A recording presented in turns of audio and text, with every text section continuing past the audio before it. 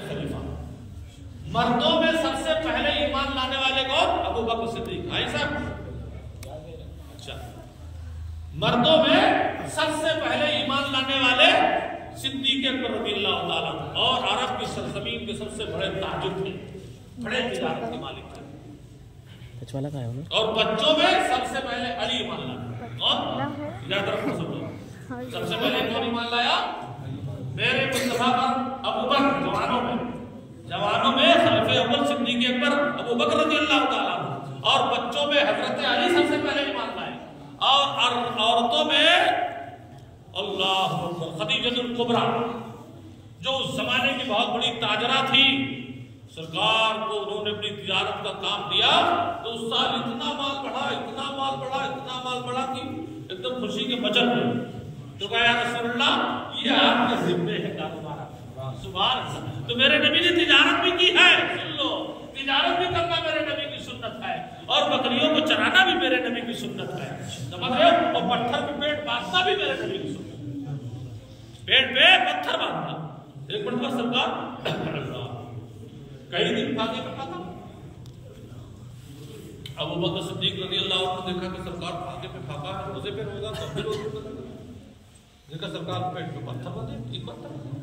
ابو بکر صدیق کے روزے پہ روزہ رہے تو سرکار نے دیکھا کہاں جاتا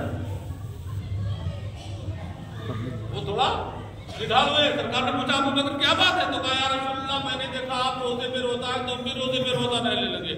تو کہا یا ابو بکر سن لو, میرا رب مجھے کھلاتا پلاتا ہے, میں کئی دن نہیں کھاؤں گا تو اللہ مجھے طاقت دے دے گا جو تم کو نہیں ملے گی. فرمایا سرکار نے تم میں ہے کوئی جو میرے مثل ہو؟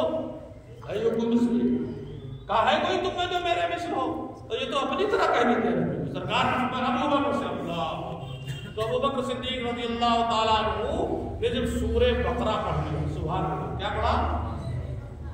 اب تو پورے قرآن کے حافظ بناتے ہیں صلی اللہ ہو جاتے ہیں, لیکن جب سورہ بقرہ پڑھا تو عام اعلان کر دیا, کہا لوگوں آج میرے گھر دعوت ہے, لنگر کر دیا.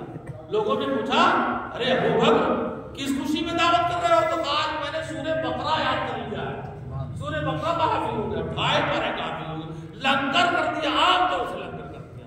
تو یہ قرآن ایسی عظیم نعمت ہے, ایک عظیم کتاب ہے کہ اس کے نام پر جتنا خرچ کرو اتنا ہی کم ہے. اور ایک چھوٹی سی بات بتاتے, بڑی بات ہے لیکن دو جملوں میں ہے. قرآن شروع ہوتا ہے بسم اللہ کی بے سے. کہاں سے شروع ہوتا؟